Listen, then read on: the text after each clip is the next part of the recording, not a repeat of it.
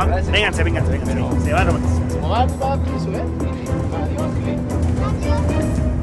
Pues bien, ya estamos aquí. Ya estamos afuera de la clínica. Nervioso, amigo, nervioso. Claro que sí estoy nervioso. Pero nervioso porque tú estás nerviosa, me estás poniendo nervioso. No, ¿No? yo no estoy nerviosa. Ah, bueno. Yo estaba viendo que tu esposa estaba muy nerviosa. Amiga, ¿estás nerviosa? ¿Escondes algo? Mira, ahorita estamos a tiempo para parar las cosas y tienes algo que declarar. Ay, por favor, no, ya para de grabar.